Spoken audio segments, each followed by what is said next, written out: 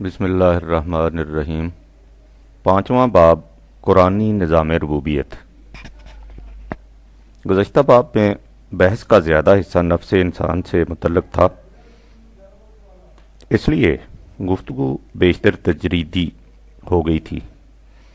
چونکہ تجریدی گفتگو میں عام طور پر کچھ الجھاؤ سا ہوتا ہے، اس لیے ضروری معلوم ہوتا ہے کہ آگے بڑھنے سے پہلے اصل موضوع کو ذرا کھلے کھلے الفاظ میں سامنے لے آیا جائے تاکہ بات اچھی طرح واضح ہو جائے۔ بات یہ ہے کہ انسان نام ہے جسم اور نفس انسانی کا، جسے انسانی ذات کہا جاتا ہے۔ مقصد زندگی یہ ہے کہ انسان کے جسم کی پرورش بھی نہایت عمدگی سے ہو اور اس کے ساتھ ساتھ نفس انسانی کی ربوبیت، پرورش و تربیت بھی ہوتی جائے۔ لیکن مشکل یہ ہے کہ جسم کی پرورش کا اصول اور انسانی ذات کی پرورش کا اصول ایک دوسرے کی ضد ہے۔ جسم کی پرورش کا اصول یہ ہے کہ جسم کو کچھ ملے۔ میرا جسم اسی صورت میں پرورش پا سکے گا جب میں کچھ خود کھاؤں گا۔ یہ ہو نہیں سکتا کہ میں دوسروں کو کچھ کھلاؤں، خواہ یہ دوسرے میرے اپنے بیٹے ہی کیوں نہ ہوں، اور میرا جسم توانا ہوتا جائے۔ اپنے جسم کی پرورش اور توانائی کے لیے مجھے خود کھانا ہوگا۔ اس لیے جسم کی پرورش کا نظام یکسر انفرادی ہے۔ میرا جزو بدن وہی کچھ بنے گا جسے میں کھاؤں گا۔ جس چیز کو میں کسی دوسرے کو دے دوں گا اس سے میرے جسم کی پرورش نہیں ہو سکے گی۔ لہذا جسم کی پرورش کا اصول یہ ہے کہ تمہارا جسم کس قدر لیتا ہے، یہ وہ قانون ہے جسے کوئی بدل نہیں سکتا۔ لیکن انسانی ذات کی پرورش کا قانون اس کے برعکس ہے۔ اس کا اصول یہ ہے کہ تم دیتے کس قدر ہو، تم کائنات کے حسن میں کس قدر اضافہ کرتے ہو، تم دوسروں کی ضروریات پوری کرنے کے لیے کیا دیتے ہو، تم نوع انسان کی ربوبیت کے لیے کس قدر کنٹریبیوٹ کرتے ہو۔ تم جتنا زیادہ دیتے جاؤ گے اتنی ہی زیادہ تمہاری ذات کی کشاد ہوتی جائے گی۔ اسی کا نام نفس انسانی کی پرورش و تربیت ہے۔ اب بات یوں ہوئی کہ انسان نام ہے جسم اور انسانی ذات کا، پرورش و تربیت دونوں کی ضروری ہے، لیکن جسم کی پرورش لینے سے ہوتی ہے اور انسانی ذات کی پرورش دینے سے۔ یہ دونوں تقاضے ایک دوسرے کی ضد ہیں۔ ہم لیتے ہیں تو ہماری ذات کی ربوبیت نہیں ہوتی، اور دیتے ہیں تو جسم کی پرورش میں کمی واقع ہو جاتی ہے۔ یہ ہے اصل کشمکش، یہ ہے وہ ٹیڑھا مسئلہ جس کا حل نہیں ملتا۔ انسانیت اسی مسئلہ کے حل میں سرگرداں چلی آ رہی اور افراط و تفریط کے جھولے جھول رہی ہے۔ ایک گروہ نے کہا تم دیتے جاؤ، جسم کے تقاضوں کی پرواہ نہ کرو، جسم کو فنا ہونے دو کہ اس کی فنا میں تمہاری بقا کا راز ہے۔ یہ بھی غلط تھا۔ انسان نام ہے جسم اور ذات دونوں کا۔ دوسرے گروہ نے کہا کہ تم لیے جاؤ، سب کچھ اپنے لیے سمیٹتے جاؤ، اس سے تمہارے اپنے جسم کی پرورش ہوگی، توانائی بڑھے گی، اور مقصود زندگی جسم کی پرورش و توانائی ہے، اور بس۔ یہ بھی غلط ہے، اس لیے کہ انسان جسم اور ذات دونوں پر مشتمل ہے۔ اس میں کسی ایک کو بھی نظر انداز کر دینا مقصد حیات میں ناکام رہنا ہے۔ ذہنی انسانی اس سے آگے نہیں بڑھ سکا، وہ اس کج دار و مریض کی گتھی کو سلجھا نہیں سکا۔ اس سے اس کی اپنی ذات میں تضادات، کانٹروڈکشن پیدا ہو گئے، اور ان تضادات کا لازمی نتیجہ تھا کہ معاشرہ میں تضادات پیدا ہو جائیں۔ معاشرہ کے یہی تضادات ہیں جنہیں قرآن نے فساد یا ناہمواریاں کہہ کر پکارا ہے۔ قرآن کریم نے آ کر بتایا کہ ان تضادات میں توافق پیدا ہو سکتا ہے، کانٹروڈکشن آسانی سے ریزالو ہو سکتے ہیں۔ ایسا نظام قائم کیا جا سکتا ہے جس میں جسم اور ذات دونوں کے متضاد تقاضے بیک وقت پورے ہوتے جائیں، اور اس طرح یہ دونوں پرورش پا کر توانا ہوتے جائیں۔ اس نظام کا نام ہے نظام ربوبیت۔ اب آئیے یہ دیکھیں کہ قرآن کریم اس نظام کی کیا تفاصیل بیان کرتا ہے۔ اس مقصد کے لیے آپ انسانی زندگی کے ان دو بنیادی نظریوں کو سامنے رکھیے جن کا ذکر اوپر کیا گیا ہے۔ جیسا کہ پچھلے باب میں بتایا جا چکا ہے، قرآن کریم نے اس نظریے کے لیے جس میں انسان کی نگاہ صرف جسم کی پرورش تک محدود رہتی ہے، حیات الدنیا کی اصطلاح استعمال کی ہے۔ جس سے مراد ہے فقط انسان کی طبعی زندگی، اور اس زندگی کے حفظ و بقا کے لیے مفاد خواہش، قریبی مفاد، پیش پا افتادہ مفاد، عاجلہ مفاد ہی کو پیش نظر رکھنا۔ آئندہ صفحات میں اس نظریے کے لیے یہی اصطلاح استعمال کی جائے گی۔ اس کے برعکس دوسرا نظریہ ہے جس سے مقصود اس دنیا کی طبعی زندگی اور اس کے بعد انسانی ذات کے تسلسل کی زندگی دونوں ہیں۔ یہ اسلامی زندگی یا نظام ربوبیت ہے، یعنی وہ نظام جس میں انسانی جسم اور ذات دونوں کی نشو و نما ہو جاتی ہے، اس سے حال اور مستقبل، دنیا اور آخرت دونوں کی خوشگواریاں میسر آ جاتی ہیں۔ قرآن کریم کہتا ہے کہ جب انسان کے سامنے مفاد خواہش کا نظریہ رہے تو اس کی کیفیت یہ ہو جاتی ہے کہ وہ جمع کیے جاتا ہے لیکن اس کا پیٹ کبھی نہیں بھرتا۔ جمع فاؤا 70/18 سب کچھ سمیٹنا چاہتا ہے اور پھر اسے تھیلی میں ڈال کر اوپر سے اس کا منہ بند کر دیتا ہے تاکہ جمع شدہ سرمایہ کم نہ ہونے پائے۔ ان الانسان خلق حلوعا 70/19 یقیناً انسان بہت ہی بے صبرا ہے۔ حلوعن جو ہر وقت بھوکا رہے، جس کی بھوک کم نہ ہو، وہ دولت کی ہوس میں کھنچے چلا جاتا ہے۔ وَإِنَّهُ لِحُبِّ الْخَيْرِ لَشَدِيدٌ 100/8 روپیہ جمع کرتا رہتا ہے اور اسے گنتا رہتا ہے اور اس طرح 99 کے پھیر میں پڑ جاتا ہے۔ جمع مالم و عددہ 104/2 سمجھتا یہ ہے کہ یہی مال و دولت اسے حیات جاویدانی عطا کر دے گا۔ یحسب ان مالہ اخلدہ 104/3 اس کی نگاہ ہمیشہ مفاد عاجلہ امیجیٹ گین پر رہتی ہے۔ کلا بل تحبون العاجلہ 75/20 74/28 اور مستقبل کی خوشگواریوں کو نظر انداز کر دیتا ہے۔ وَتَذَرُونَ الْآخِرَةَ 75/21 مستقبل کی خوشگواریوں پر مفاد عاجلہ کو ترجیح دیتا ہے۔ بل توثرون الحیات الدنیا 87/16 چاہتا یہ ہے کہ اپنا بھی سب کچھ پاس رہے اور اس کے علاوہ جو کچھ دوسروں نے جمع کر رکھا ہے ان کے مرنے کے بعد وہ بھی اسی کے پاس آ جائے۔ وَتَأْكُلُونَ التُّرَاثَ أَكْلًا لَمًّا 89/19 لمّا کے معنی سمیٹنے کے ہیں۔ اس کی نیت یہ ہوتی ہے کہ ادھر ادھر کا مال اس کے پاس اس طرح چلا آئے جیسے گردنوا کا تمام پانی نشیب کی طرف آ کر کسی گڑھے میں اکٹھا ہو جاتا ہے۔ وَتُحِبُّونَ الْمَالَ حُبًّا جَمًّا 89/20 یہ لوگ صرف ضرورت کے لیے مال جمع نہیں کرتے بلکہ محض ہوس زر کی خاطر دولت سمیٹتے جاتے ہیں۔ اس ہوس کارانہ زندگی سے ان کی کیفیت یہ ہو جاتی ہے کہ ان میں سے ہر شخص کی یہ خواہش ہوتی ہے کہ وہ مال و دولت میں دوسروں سے بڑھ جائے، اور اس خواہش کی تسکین پوری ہی نہیں ہوتی حتیٰ کہ وہ قبر میں جا پہنچتا ہے۔ الہاکم التکاثر حتی زرتم المقابر 102/1-2 ایک دوسرے سے بڑھ جانے کی خواہش جس کا سلسلہ قبر تک جاری رہتا ہے تمہیں زندگی کے صحیح مقصد کی طرف سے غافل کر دیتی ہے۔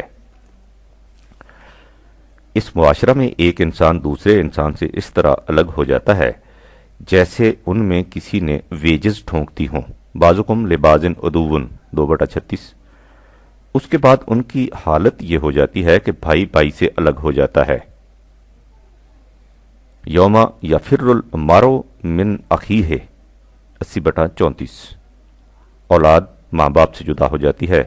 وَأُمِّهِ وَأَبِيهِ 80/35 حتیٰ کہ میاں بیوی اور باپ بیٹے کے مفاد تک بھی ایک دوسرے سے متصادم ہو جاتے ہیں۔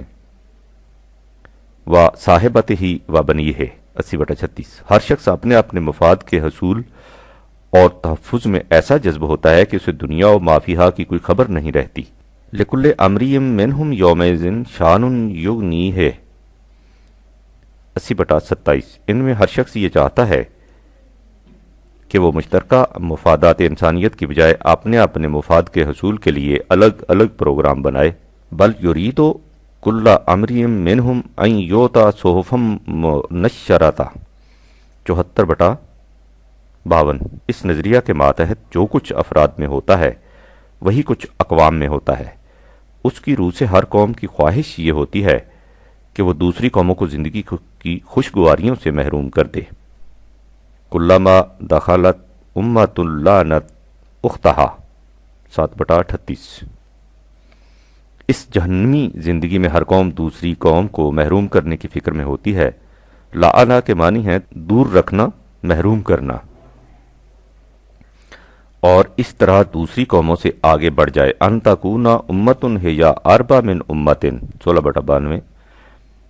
اس کے بعد جس طرح ہر دولت مند یہ سمجھ لیتا ہے کہ مجھے اب دوسرے افراد انسانیہ کی کیا پرواہ ہے، میرا مال و دولت میرے لیے کافی ہے، اسی طرح ہر قوم اپنے آپ کو خود مکتفی سمجھ کر خیال کر لیتی ہے کہ مجھے اب دوسروں کی کوئی احتیاج نہیں، اور اس طرح احترام و تکریم انسانیت کے تمام اقدار و ضوابط سے سرکشی اختیار کر لیتی ہے۔ کلا ان الانسان لا یطغی ان رآہ استغنی 96/5-6۔ جب انسان اپنے آپ کو مستغنی تصور کر لیتا ہے تو پھر آئین و ضوابط سے سرکشی اختیار کر لیتا ہے۔ غور کیجئے کتنی بڑی ہے یہ حقیقت جسے قرآن نے 2 جملوں میں سمٹا کر رکھ دیا ہے۔ ایسا انسان سمجھتا ہے کہ میرا کوئی کچھ نہیں بگاڑ سکتا۔ ایحسب ان لن یقدر علیہ احد 90/5۔ اسی ذہنیت کا نتیجہ ہے کہ انسان معاشرہ کے عام قوانین داد و ستد کی بھی پرواہ نہیں کرتا اور ہمیشہ کوشش کرتا رہتا ہے کہ لوگوں سے زیادہ لے اور انہیں کم سے کم دے۔ آپ اپنے معاشرے کے کاروباری حلقہ میں دیکھیے، ہر جگہ یہی ذہنیت کار فرما نظر آئے گی۔ ہر شخص اسی گھات میں لگا رہتا ہے کہ کسی طرح دوسرے کی جیب کا روپیہ اس کی جیب میں آ جائے، اور اگر اسے دوسروں کی محنت کا معاوضہ یا جنس کی قیمت دینی پڑے تو کم از کم دے۔ یہی وہ ذہنیت ہے جس سے سارے معاشرے میں ناہمواریاں، فساد برپا ہو جاتی ہیں، اور اسی سے وہ تباہیاں آتی ہیں جن میں آج دنیا اس طرح چاروں طرف سے گھری ہوئی ہے۔ قرآن کریم اپنے دعوی کی شہادت میں تاریخی نوشتوں کو پیش کرتا ہے۔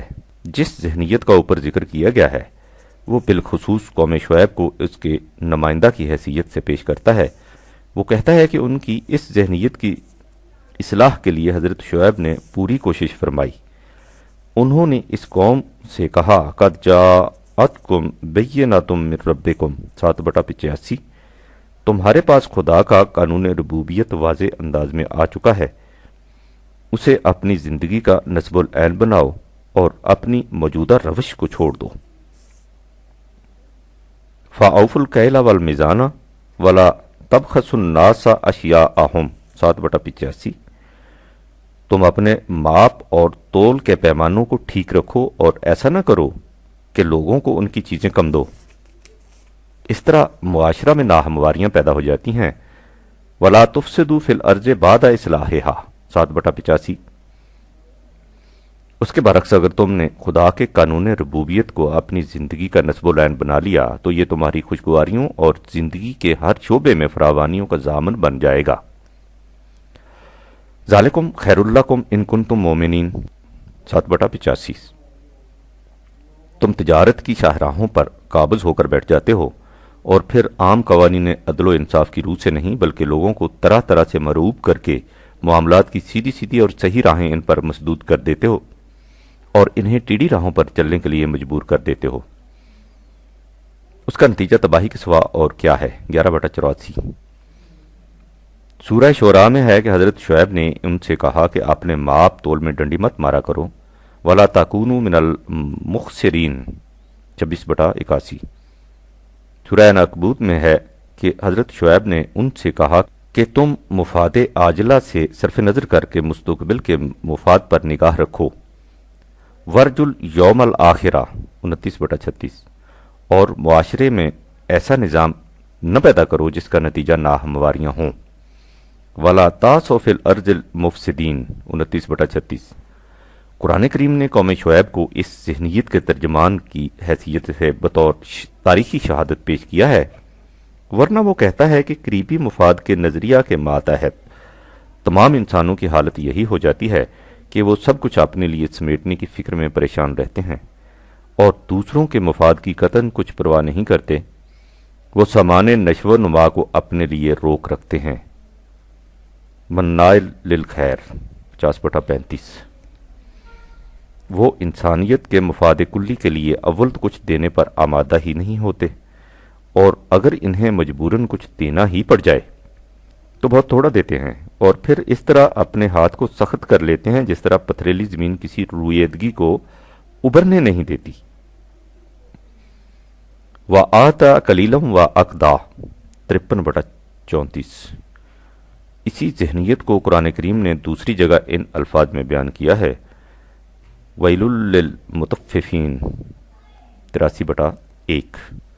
تباہی اور بربادی ہے اس نظام معاشرہ کے لیے جس میں لوگوں کی کیفیت یہ ہو کہ ہر شخص یہ چاہے کہ تمام مفاد اسی کے لیے ہو جائیں اور دوسروں کو جتنا ہو سکے کم ملے۔ یہ وہ لوگ ہیں الذین اذا قتالوا علی الناس یستوفون 83/2، کہ جب دوسروں سے ماپ کر لیتے ہیں تو پورا لیتے ہیں، لیکن وَإِذَا قَالُوهُمْ أَوْ وَزَنُوهُمْ يُخْسِرُونَ 83/3، جب انہیں ماپ کر یا تول کر دیتے ہیں تو ہمیشہ ڈنڈی مار لیتے ہیں۔ یہ تو پھر بھی وہ طبقہ ہے جو لیتا زیادہ ہے اور دیتا کم ہے، لیکن ایک طبقہ ایسا بھی ہے جو دوسروں سے لیتا ہی لیتا ہے، انہیں دیتا کچھ نہیں۔ یہ وہ طبقہ ہے جو دوسروں کی کمائی پر عیش کرتا ہے، انہیں قرآن کی اصطلاح میں مترفین کہا جاتا ہے۔ یہ وہ لوگ ہیں جو دوسروں کی کمائی کھاتے رہتے ہیں اور خود کوئی ایسا کام نہیں کرتے جس سے معاشرہ میں تعمیری نتائج مرتب ہوں۔ یہ طبقہ بالخصوص مذہبی پیشواؤں پر مشتمل ہوتا ہے، چنانچہ قرآن کریم میں ہے، يا أيها الذين آمنوا إن كثيرا من الأحبار والرهبان ليأكلون أموال الناس بالباطل ويصدون عن سبيل الله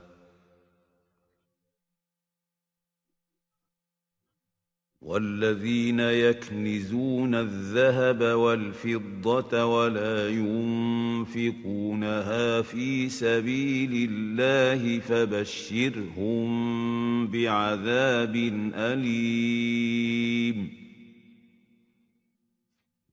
9/34۔ اے وہ جماعت جو خدا کے قانون ربوبیت کو اپنی زندگی کا نصب العین بنائے ہوئے ہو، اس حقیقت کو سامنے رکھو کہ ارباب طریقت و شریعت، علماء و مشائخ کا گروہ کثیر وہ ہے جو لوگوں کی کمائی کھاتا ہے اور ہمیشہ تخریبی نتائج کا موجب بنتا ہے، اور اس طرح لوگوں کو خدا کی طرف لے جانے والی راہ میں روک بن کر کھڑا ہو جاتا ہے۔ یہ وہ گروہ ہے جو ہمیشہ اس انقلاب کی مخالفت کرتا ہے جس میں خدا کی ربوبیت عام ہو، اس لیے کہ اس انقلاب میں انہیں اپنی موت نظر آتی ہے، انہیں خود محنت کر کے کھانے کی عادت نہیں ہوتی، اور نظام ربوبیت میں ہر اس شخص کو کام کرنا پڑتا ہے جو کام کے قابل ہو۔ اس میں کام چوروں اور مفت خوروں کے لیے کوئی جگہ نہیں ہوتی، لہذا جہاں اور جب بھی نظام ربوبیت کے قیام کی آواز بلند ہوتی ہے، اس طبقہ کی طرف سے ہمیشہ اس آواز کی مخالفت ہوتی ہے۔ وہ عوام کو یہ کہہ کر مشتعل کرتے ہیں کہ دیکھو یہ نئی دعوت دینے والے تمہیں تمہارے آباء و اجداد کے مسلک سے ہٹانا چاہتے ہیں۔ انقلاب اور اس کی مخالفت کے ضمن میں یہی شروع سے ہوتا رہا ہے اور یہی ہوتا رہے گا۔ وَكَذَلِكَ مَا أَرْسَلْنَا مِن قَبْلِكَ فِي قَرْيَةٍ مِّن نَّذِيرٍ إِلَّا قَالَ مُتْرَفُوهَا إِنَّا وَجَدْنَا آبَاءَنَا عَلَىٰ أُمَّةٍ وَإِنَّا عَلَىٰ آثَارِهِم مُقْتَدُونَ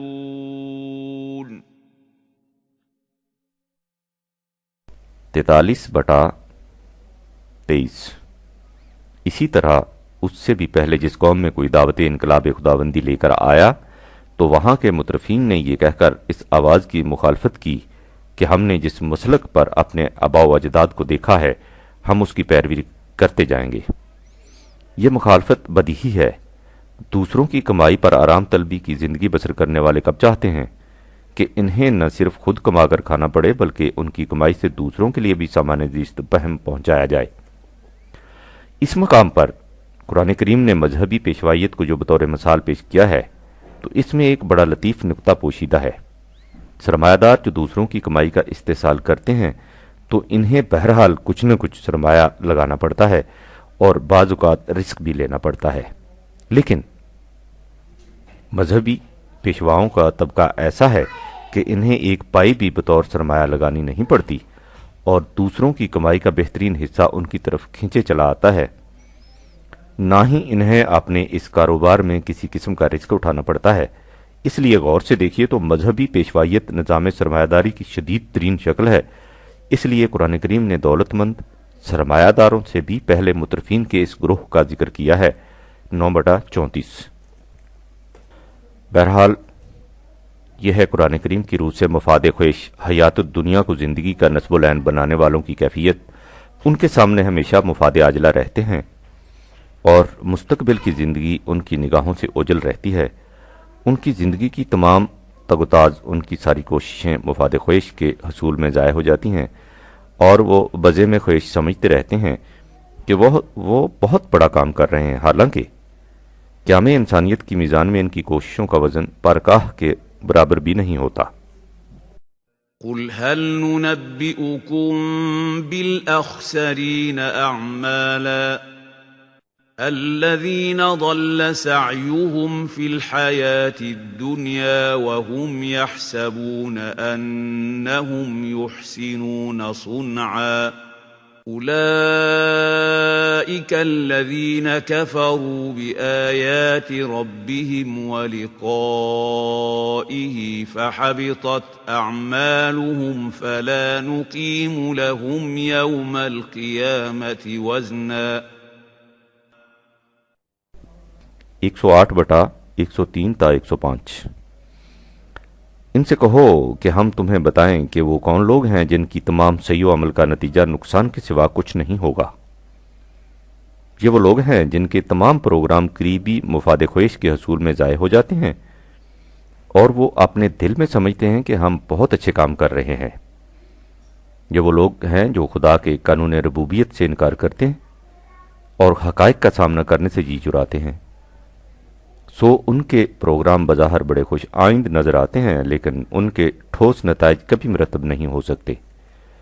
قیام انسانیت کے پروگرام میں ان کے اعمال کا کوئی وزن نہیں ہوگا، انہیں تولنے کے لیے میزان تک کھڑی کرنے کی ضرورت نہیں ہوگی۔ اس قسم کے معاشرے کی تباہی کے اسباب و علل تلاش کرنے کے لیے کسی خاص کاوش کی ضرورت نہیں، بات بالکل ظاہر ہے۔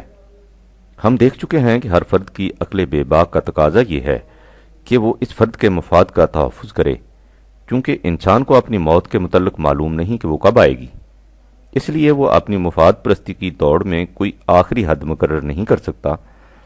اس کی عقل اسے ہر وقت عدم تحفظ، انسیکیورٹی کے خوف سے ڈراتی رہتی ہے، اس لیے وہ قبر تک سمیٹنے کی فکر کرتا رہتا ہے۔ لہٰذا اس کے مفاد غیر محدود ہوتے ہیں، لیکن اشیاء ضروریات ہمیشہ محدود ہوتی ہے۔ ان میں سے ہر ایک کی خواہش یہ ہوتی ہے کہ زیادہ سے زیادہ اشیاء ضروریات اس کے قبضے میں آ جائیں۔ اس کے لیے افراد میں کشمکش ہوتی ہے۔ یہ ظاہر ہے کہ جب دو آدمیوں نے ایک گھوڑے پر بیٹھنا ہو، ان میں سے ایک کو بہرحال پیچھے بیٹھنا ہوگا، لیکن اگر ان میں سے ہر ایک کی خواہش اور کوشش یہ ہو کہ وہ آگے بیٹھے تو اس کا نتیجہ ظاہر ہے۔ لہٰذا اس قسم کے معاشرے میں افراد کی باہمی کشمکش لازمی ہے۔ افراد سے آگے بڑھ کر یہی حال اقوام کا ہے۔ جس طرح ہر فرد کی عقل اس کے مفاد کا تحفظ چاہتی ہے اور زیادہ سے زیادہ سمیٹ لینے کی فکر کرتی ہے، اسی طرح ہر قوم کی مجموعی عقل بھی یہی چاہتی ہے کہ وہ زیادہ سے زیادہ وسائل پیداوار پر قابض ہو جائے۔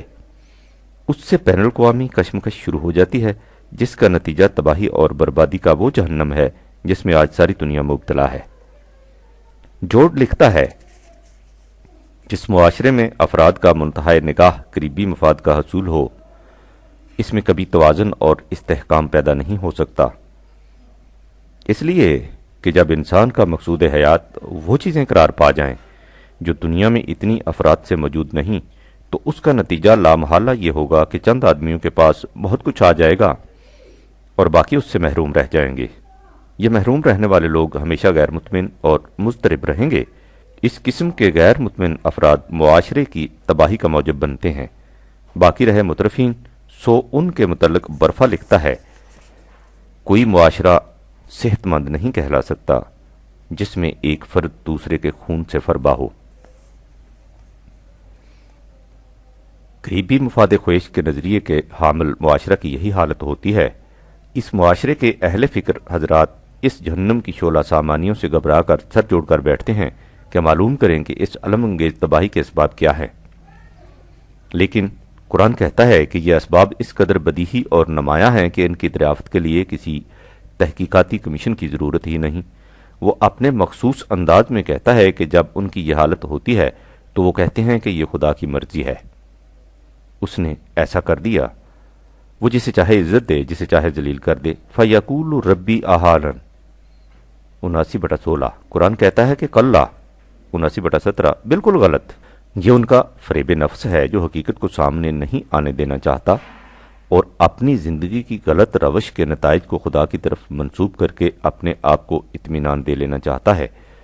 ان کی یہ حالت اس لیے نہیں ہوئی کہ خدا نے خواہ ایسا کر دیا، یہ اس لیے ہوئی کہ انہوں نے معاشرہ ایسا بنا رکھا تھا جس میں کسی ایسے شخص کی عزت و تکریم نہیں ہوتی تھی جس کے متعلق سمجھ لیا جاتا تھا کہ وہ اکیلا ہے، اس کے ساتھ کوئی پارٹی نہیں، وہ بے یار و مددگار ہے، اس کا کوئی والی وارث نہیں۔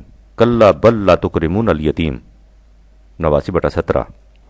اور جس میں کوئی ایک دوسرے سے یہ نہیں کہتا تھا کہ جس شخص کی چلتی ہوئی گاڑی رک جائے، جس کی حرکت مبدل بیسکون ہو جائے، اس کے کھانے پینے کا بندوبست کرنا چاہیے۔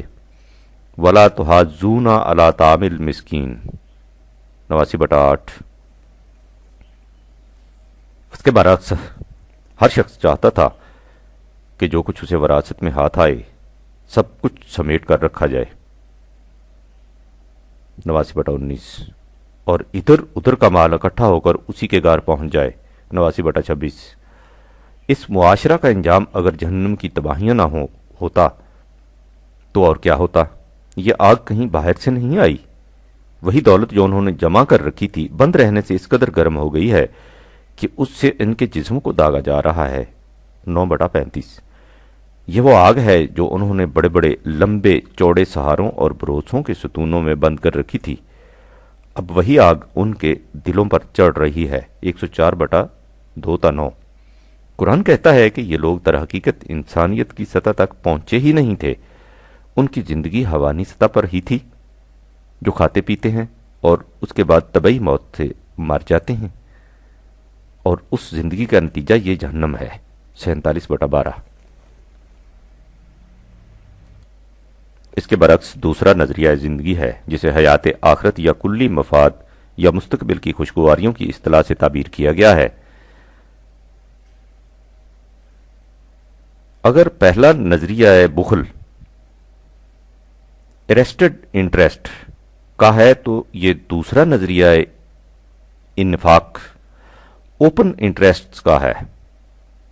حقیقت یہ ہے کہ خود لفظ انفاق جسے قرآن نے اس تکرار کے ساتھ اپنے ہاں استعمال کیا ہے، اس تصور کا صحیح مفہوم سامنے لے آتا ہے۔ نفق ایسی سرنگ کو کہتے ہیں جو دونوں طرف سے کھلی ہو، برخلاف سرب کے جس میں صرف اندر داخل ہونے کا راستہ ہو، آگے نکلنے کا راستہ نہ ہو۔ منافق کو اسی لیے منافق کہتے ہیں کہ وہ دین میں ایک طرف سے داخل ہوتا ہے اور دوسری طرف سے نکل جاتا ہے۔ اس سے آپ نے دیکھ لیا کہ انفاق کے معنی کھلا رکھنے یا عام کرنے کے ہیں۔ انفاق کا ترجمہ عام طور پر خرچ کرنا کیا جاتا ہے، لیکن اس لفظ کے بنیادی معنی کی روح سے خرچ کرنا اس کے مفہوم کو صحیح طور پر ظاہر نہیں کرتا۔ انفاق فی سبیل اللہ کا صحیح ترجمہ ہونا چاہیے مفاد عامہ کے لیے کھلا رکھنا۔ قرآن میں انفاق در حقیقت بخل کے مقابلہ میں استعمال ہوا ہے۔ بخل سے مراد ہے اپنی ذات تک محدود رکھنا، روک لینا، جمع کرنا۔ اس کے برعکس انفاق سے مراد ہے مفاد عامہ کے لیے کھلا رکھنا، عام کر دینا۔ روک اور حد بندیاں اٹھا دینا۔ لہٰذا جس معاشرہ کی بنیاد انفاق فی سبیل اللہ کے اصول پر ہوگی، اس میں ہر فرد معاشرہ اپنی محنت کے ماحصل کو مفاد عامہ کے لیے کھلا رکھے گا، اس کی حد بندی نہیں کرے گا، اسے عام کر دے گا۔ یہی وہ معاشرہ ہے جس میں ہر فرد معاشرہ دوسروں کی ربوبیت کی فکر میں رہتا ہے اور دوسروں کے مفاد کو اپنے مفاد پر ترجیح دیتا ہے۔ یوسرون علی انفسہم ولو کان بہم خصاصۃ 51/9۔ اپنے آپ پر دوسروں کو ترجیح دیتے ہیں خواہ خود تنگی کی حالت میں ہوں۔ آپ نے کبھی ایسا منظر بھی دیکھا ہے کہ سخت گرمی کا دن ہو، پانی کی کمی ہو، کسی جگہ ایک ہی نل ہو جس میں سے تھوڑا تھوڑا پانی ٹپک رہا ہو، پانی پینے اور لینے والوں کی کثرت ہو؟ آپ نے دیکھا ہوگا کہ ایسے وقت میں کس طرح ہر شخص دوسروں کو پیچھے ہٹانے اور خود آگے بڑھ کر پانی لینے کی کوشش کرتا ہے۔ عربی زبان میں اس ذہنیت کا نام شح النفس ہے۔ قرآن کہتا ہے کہ اس معاشرے میں جس میں ہر فرد دوسرے کے مفاد کو اپنے مفاد پر ترجیح دیتا ہے، انسان شح نفس سے بچ جاتا ہے، اور جو شخص شح نفس سے بچ جائے اس کی ذات کی تربیت اس طرح ہو جاتی ہے جس طرح کھیتی پروان چڑھ جاتی ہے۔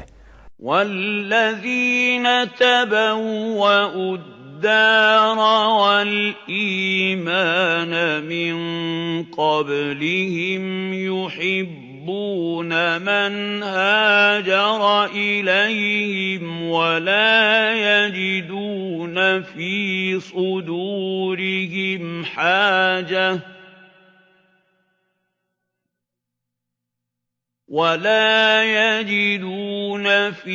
صدورهم حاجة مما أوتوا ويؤثرون على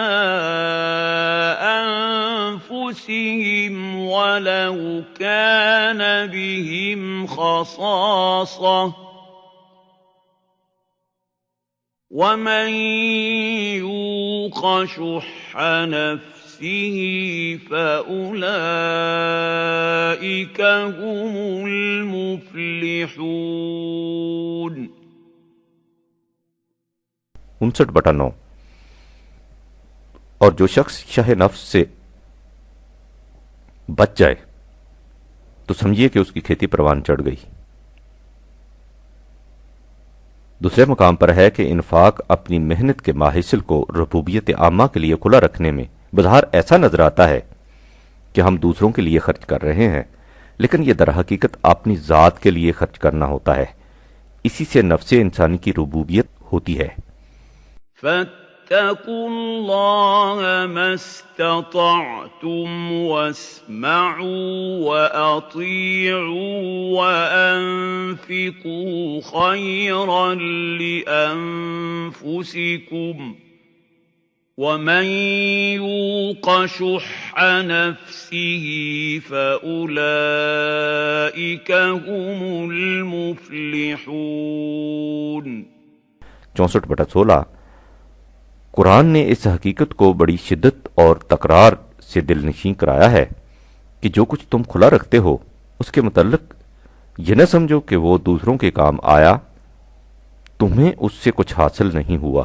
وہ کہتا ہے یہ در حقیقت خود تمہاری اپنی ہی ذات کے کام آتا ہے۔ ليس عليك هداهم ولكن الله يهدي من يشاء وما تنفقوا من خير فلأنفسكم وما تنفقون إلا ابتغاء وجه الله وما تنفقوا من خير يوفى إليكم وأنتم لا تظلمون۔ 2/272۔ مال و دولت میں جو کچھ تم کھلا رکھتے ہو وہ در حقیقت تمہاری اپنی ہی ذات کے لیے ہوتا ہے، اس سے تمہاری اپنی ذات کی نشو و نما ہوتی ہے۔ 35/18۔ اس سے تم خوف اور حزن سے محفوظ رہتے ہو، اس کا ذرہ ذرہ تمہیں واپس مل جاتا ہے۔ یوفا علیکم و انتم لا تظلمون 2/272۔ اسی کو قرآن نے دیگر مقامات پر قرض سے تعبیر کیا ہے۔ ویسے تو قرض اس مال کو کہتے ہیں جو دیا ہی واپس لینے کے لیے جائے، لیکن اس واپسی میں ایک خاص نکتہ بھی پنہاں ہے۔ آپ نے کسی جگالی کرنے والے جانور کو دیکھا ہے، خام چارہ کا گولا میدا سے ابھر کر منہ میں آ جاتا ہے، اسے دانت آہستہ آہستہ چبا کر قابل ہضم بنا دیتے ہیں اور اس کے بعد اسے پھر میدے میں لوٹا دیتے ہیں۔ اسے قریض کہتے ہیں۔ انفاق سے متعلق آیت میں کہا گیا ہے کہ تم جو کچھ کسی پر خرچ کرتے ہو بظاہر ایسا نظر آتا ہے کہ تم دوسروں کو دے رہے ہو، لیکن اس کی مثال تو قریض کی سی ہے۔ تم جو کچھ خام شکل میں دیتے ہو، نظام ربوبیت اسے قابل ہضم صورت میں تمہیں لوٹا دیتا ہے۔ ان تقرض اللہ قرضا حسنا یضاعفہ لکم 64/17۔ اگر تم معاشرہ کا توازن قائم کرنے کے لیے کچھ دیتے ہو تو وہ تمہیں دگنی شکل میں واپس مل جاتا ہے۔ وَيَغْفِرْ لَكُمْ 64/17، اور تمہاری حفاظت کا سامان بن جاتا ہے۔ یاد رکھو، خدا کا نظام ربوبیت خود کچھ نہیں رکھ لیتا، بلکہ تمہاری محنتوں کو اس طرح خوشگوار نتائج سے بھرپور کر دیتا ہے جیسے بکری کے تھن جو اس طرح دودھ سے لبریز ہوں کہ ان میں سے دودھ کے قطرے ٹپک رہے ہوں۔ واللہ شکور حلیم 64/17۔ شکر کے یہی معنی ہے، اور اس طرح تمہاری ذات کی ربوبیت سے تمہاری کیفیت اس اونٹ کی سی ہو جاتی ہے جو قوا کے اعتدال سے ایسا سکا اور بھاری بھرکم ہو جائے کہ یوں ہی ذرا ذرا سی بات پر بدک نہ اٹھے۔ حلیم کی یہ معنی ہے، یہ اس لیے کہ تمہارے سامنے تو صرف محسوس و مشہود نتائج ہی آتے ہیں، جیسے جسم کی پرورش، لیکن قانون خداوندی ان محسوس نتائج کے علاوہ ان نتائج کا حامل بھی ہوتا ہے جو تمہاری آنکھوں سے اوجھل ہوتے ہیں اور جو تمہاری مستقبل کی زندگی کو سنوارتے ہیں۔ عالم الغیب و شہادت 64/18۔ پھر اس کا بھی یقین رکھنا چاہیے کہ اس کا قانون ربوبیت بڑی قوتوں کا مالک ہے۔ عزیز، اس لیے یہ نہیں ہو سکتا کہ دنیا کی کوئی اور قوت اس پر غالب آ جائے اور اسے نتائج مرتب کرنے سے روک دے، لیکن اس کا یہ غلبہ دھاندلی کا غلبہ نہیں ہوتا، یکسر حکمت پر مبنی ہوتا ہے۔ حکیم، اس لیے خدا کے اس غالب اور پر حکمت قانون ربوبیت کے مطابق مستقبل کے اندیکھے نتائج پر یقین رکھتے ہوئے اپنی محنت کے ماحصل کو اس نظام کے سپرد کر دینا چاہیے۔ سورہ سبا میں ہے کہ رزق کی بست و کشاد خدا کے قانون ربوبیت کے مطابق ہوتی ہے۔ قل ان ربی یبسط الرزق لمن یشاء من عبادہ ویقدر لہ 34/39۔ اس قانون مشیت کا بنیادی اصول یہ ہے کہ تم جس قدر مفاد کلی کے لیے کھلا رکھو اسی قدر رزق میں کشائش ہوگی۔ جیسا کہ اوپر لکھا گیا ہے، مال و دولت کو نوع انسانی کی ربوبیت کے لیے کھلا رکھنے میں بظاہر نظر آتا ہے کہ مال ہاتھ سے چلا گیا، لیکن در حقیقت یہ جاتا نہیں، نہایت خوشگوار شکل میں واپس آ جاتا ہے۔ قرآن کہتا ہے کہ تم نے خزاں کے موسم میں درختوں کو دیکھا ہوگا، ان کے پتے کس طرح جھڑ جاتے ہیں۔ ایسا معلوم ہوتا ہے کہ اب یہ تر و تازگی سے ہمیشہ کے لیے محروم ہو گئے، لیکن تھوڑے ہی دنوں کے بعد وہ درخت حسین شادابیوں کا سروے لبے جوئے بار بن جاتا ہے۔ ربوبیت عامہ کے لیے اپنی محنت کے ماحصل کو کھلا رکھنے والے کی یہی مثال سمجھو۔ وَمَا أَنفَقْتُم مِّن شَيْءٍ فَهُوَ يُخْلِفُهُ 34/39۔ خلفتن ان پتوں کو کہتے ہیں جو پت جڑ کے بعد پھر سے درخت پر نکلے، یا اس کی مثال اس بیج کی سی ہے جس کے ایک پودے میں 7 بالی آئیں اور ہر بالی میں 100 دانے ہوں۔ کمثل حبۃ انبتت 7 سنابل فی کل سنبلۃ 100 حبۃ 2/261۔ اس لیے جو کچھ بھی نوع انسانی کی ربوبیت رب العالمینی کو مشہود کرنے کے لیے کھلا رکھا جائے گا، وہ خود تمہارے ہی فائدے کے لیے ہے۔ وما تنفقوا من خیر فلانفسکم 2/272، یہ تمہیں پورا پورا واپس مل جائے گا، اس میں ذرا بھی کمی نہیں ہوگی۔ یوفا علیکم وانتم لا تظلمون 2/272، اس لیے کہ اس سے تمہاری ذات میں پختگی پیدا ہو جائے گی۔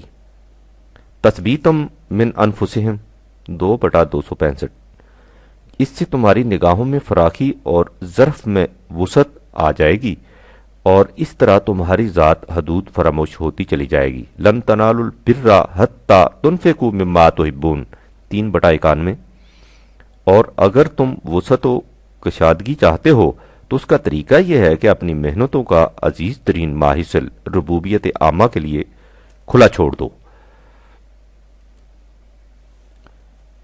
اسی لیے دوسری جگہ کہا ہے کہ وہ انفاق جس سے دل میں کبیدگی پیدا ہو اور تون و کرہن کیا جائے اس کا نتیجہ کچھ نہیں۔ ولا ينفقون الا وهم کارہون 9/54، نیز 2/264، 3/116، 4/28۔ ربوبیت عامہ کے لیے انفاق کی صورت یہ ہوتی ہے کہ نہ ستائش کی تمنا نہ صلہ کی امید۔ لا نرید منکم جزاء ولا شکورا 76/9، اس لیے کہ جو انفاق قانون خداوندی کی ربوبیت اعلیٰ کے لیے ہوتا ہے، ابتغاء وجہ ربہ الاعلیٰ 92/20، اس کا صلہ انسان کی اپنی ذات کی نشو و نما ہوتا ہے۔ الذی یؤتی مالہ یتزکیٰ 92/18، اس لیے اس کے بدلہ میں دوسروں سے صلہ اور ستائش کا کیا سوال۔ اسی لیے سورہ مدثر میں ہے کہ ولا تمنن تستکثر 74/6، اس خیال سے دوسروں کو نہ دو کہ وہ تمہیں اس کے بدلے میں اس سے زیادہ دیں گے۔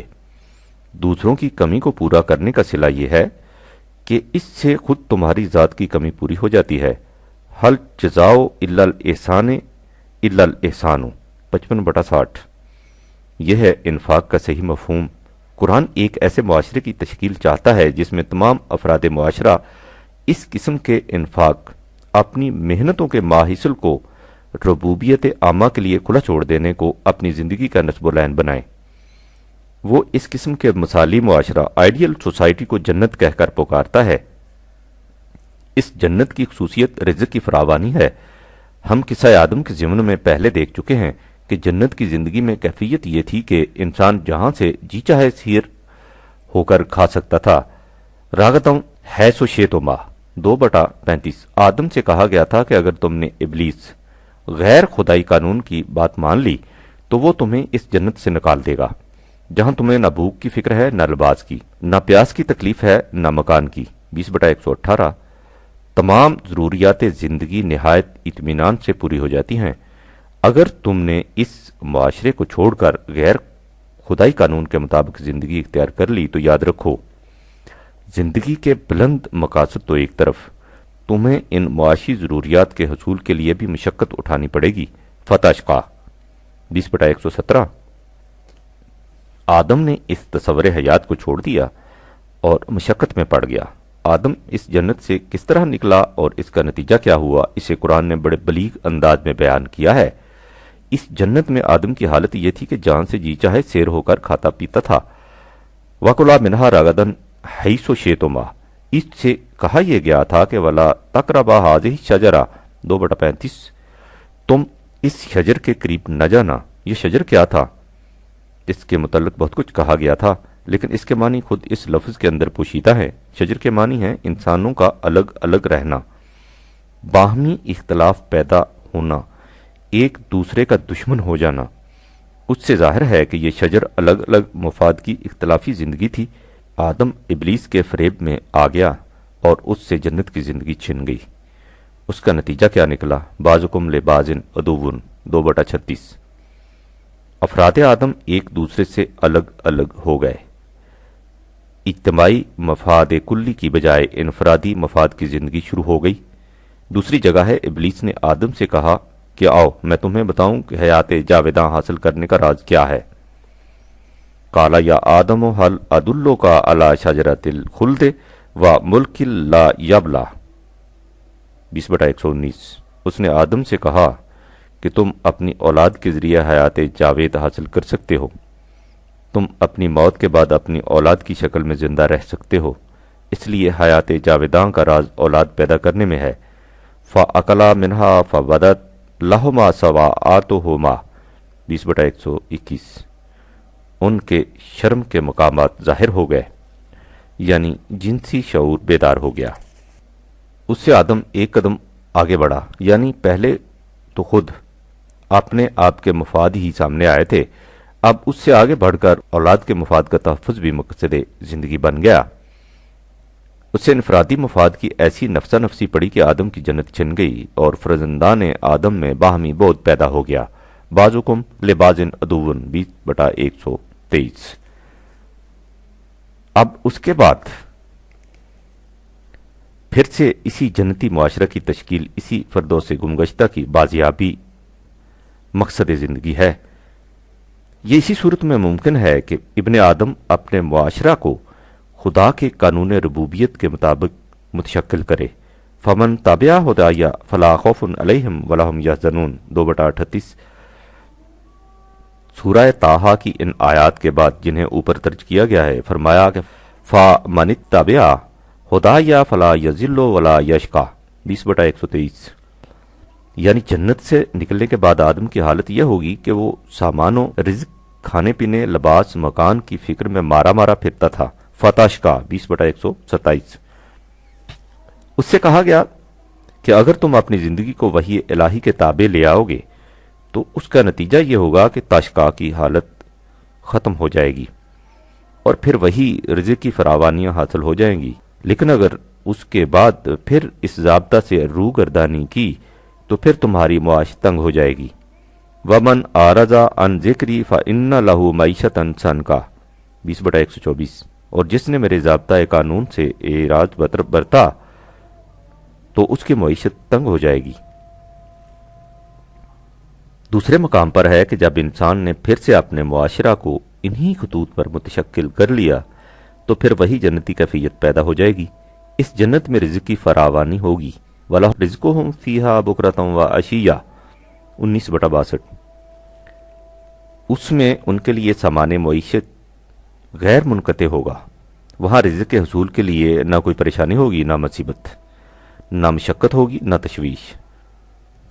لا یمسنا فیہا نصب ولا یمسنا فیہا لغوب 35/35۔ وہاں فکر معاش کا خیال تک نہیں ستائے گا۔ وَقَالُوا الْحَمْدُ لِلَّهِ الَّذِي أَذْهَبَ عَنَّا الْحَزَنَ 35/34۔ اس معاشرہ کے افراد قانون خداوندی کی مدح و ستائش میں زمزمہ بار ہوں گے، جس نے انہیں ان کی اور ان کی اولاد کی معیشت کی فکر سے آزاد کر دیا۔ کیونکہ اس معاشرہ میں رزق کے لیے باہمی چھینا چپٹی نہیں ہوگی، اس لیے دلوں میں عداوت اور کینہ، بغض اور حسد کے شعلہ بار جذبات بھی نہیں اٹھیں گے۔ وَنَزَعْنَا مَا فِي صُدُورِهِمْ مِنْ غِلٍّ 7/43۔ ان کے سینے جذبات بغض و کدورت سے صاف ہوں گے، ہر طرف سے امن اور سلامتی کی ہوائیں چلیں گی۔ ادخلوها بسلام آمنین 15/46۔ وہ سب ایک ہی دسترخوان پر آمنے سامنے بیٹھ کر کھائیں گے۔ اخواناً علی سرر متقابلین 15/47۔ اس معاشرہ میں فراوانی رزق کی یہ کیفیت عارضی نہیں ہوگی، بلکہ ہمیشہ ایسی ہی حالت رہے گی۔ وَمَا هُمْ مِنْهَا بِمُخْرَجِينَ 15/48۔ وہاں کے باغات میں ہر وقت نہریں جاری رہیں گی تاکہ ان کی سرسبزی اور شادابی میں کمی نہ آنے پائے۔ بڑے سے بڑا حادثہ بھی ان کی اس زندگی میں انتشار پیدا نہیں کر سکے گا۔ لا یحزنہم الفزع الاکبر 21/3۔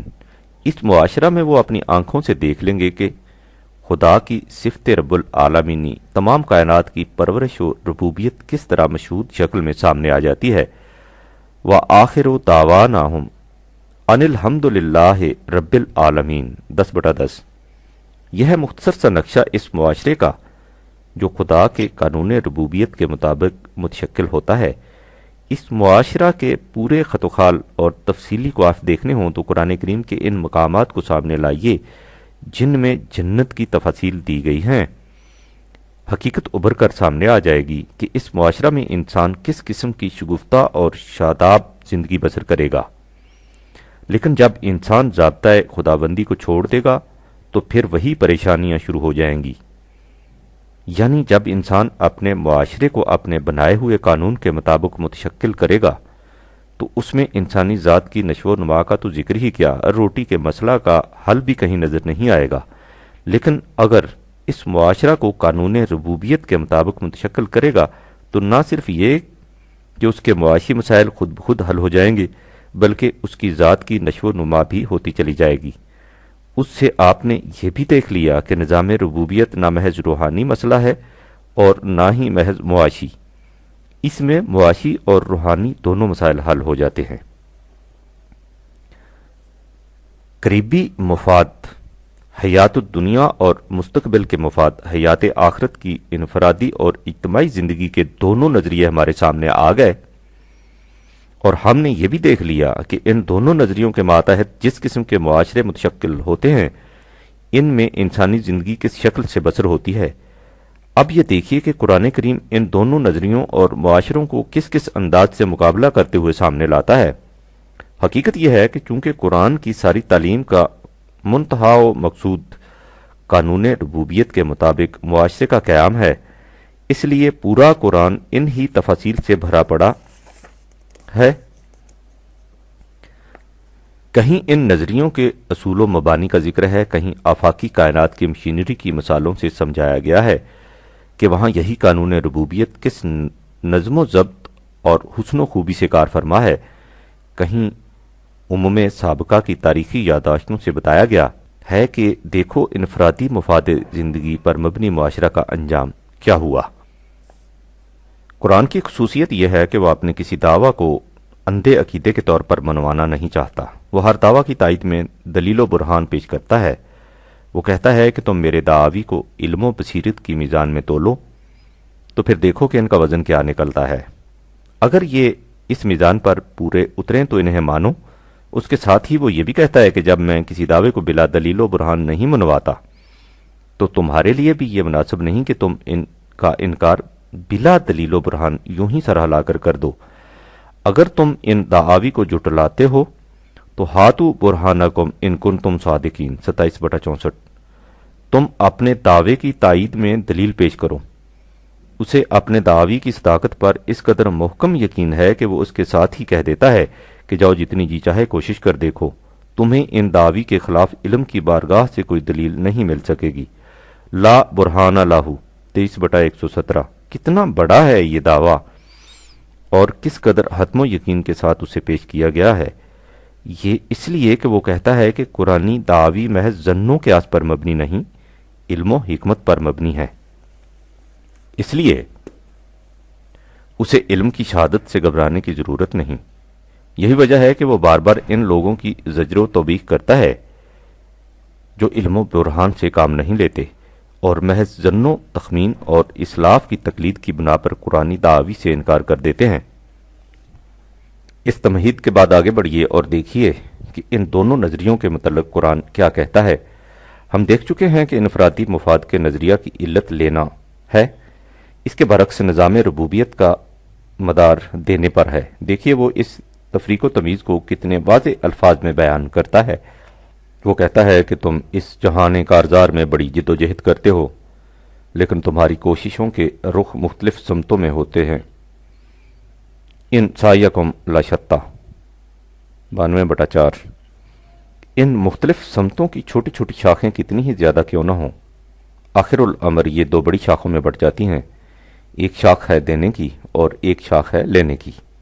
تو یاد رکھو جس نے دینا سیکھا اور اس طرح اپنی محنت کے ماحصل کو خدا کے قانون ربوبیت کے ساتھ ہم آہنگ کر لیا، فَأَمَّا مَنْ آتَ وَاتَّقَى 92/5، اور یوں معاشرہ کے توازن کو برقرار رکھ کر اپنے نظریہ زندگی کو سچ کر دکھایا، وَصَدَّقَ بِالْحُسْنَى 92/6، تو اس کا نتیجہ یہ ہوگا کہ اس پر فراوانی اور آسانی کی راہیں کھول دی جائیں گی۔ فاسا نویسرہ للیسرا 92/7 یہ ہے ایک نظریہ زندگی اور اس کا نتیجہ۔ اس کے برعکس جس نے دوسرا نظریہ زندگی اختیار کیا اور سب کچھ سمیٹ کر اپنے لیے رکھنے کی فکر میں لگ گیا اور سمجھ بیٹھا کہ اب ہر شے سے بے نیاز ہو چکا ہوں، وَأَمَّا مَن بَخِلَ وَاسْتَغْنَىٰ 92/8 اور اس طرح اس نے اپنے معاشرہ کے توازن کو بگاڑ دیا، وَكَذَّبَ بِالْحُسْنَىٰ 92/2 تو اس کا نتیجہ یہ نکلے گا کہ اس پر مشقت اور اسرت کی راہیں آسان ہو جائیں گی۔ فَسَنُيَسِّرُهُ لِلْعُسْرَىٰ 92/10 لیکن اس قسم کا ناہموار معاشرہ زیادہ دیر تک قائم نہیں رہ سکے گا، اس میں انقلاب آ کر رہے گا۔ جب انقلاب آئے گا تو اس وقت جمع کردہ مال انسان کے کسی کام نہ آ سکے گا۔ وَمَا يُغْنِي عَنْهُ مَالُهُ إِذَا تَرَدَّىٰ 92/11 اس نے یہ نظریہ زندگی اس لیے اختیار کیا تھا کہ اس نے سمجھ لیا تھا کہ زندگی کا مقصد کھانا پینا، جس میں انسانی کی پرورش ہے، جس کے لیے انسان اپنے رجحانات خواہ و جبلت پر مبنی ہوں اور خواہ تنہا عقل پر کافی ہیں۔ حالانکہ حقیقت یہ ہے کہ انسانی زندگی کی نشو و ارتقاء کے لیے انسان کے خود ساختہ قوانین کبھی کامیاب نہیں ہو سکتے، اسی لیے یہ فریضہ خدا نے اپنے ذمے لے رکھا ہے۔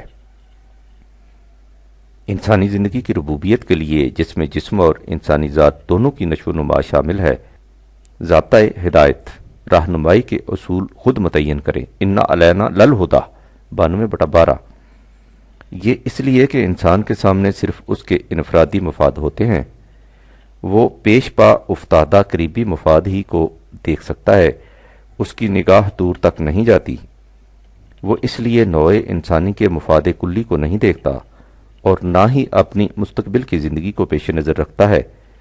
اس کے برعکس ہمارے خدا کے سامنے قریب اور بعید، حال اور مستقبل، فرد اور نوع انسانی سب کے مفاد ہوتے ہیں۔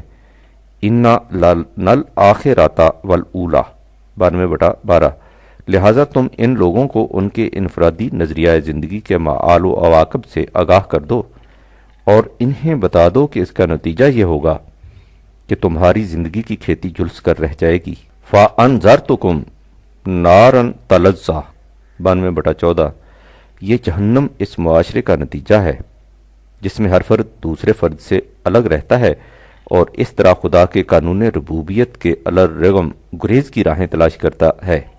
لا یصلاھا الا الاشقی الذی کذب وتولی 92/15-16 اس کے برعکس وہ معاشرہ ان ہلاکتوں سے محفوظ رہے گا جس میں ہمواریاں پیدا ہوں گی اور اس طرح تمام افراد کامل ہم آہنگی سے مفاد کلی کے حصول میں منہمک رہیں گے۔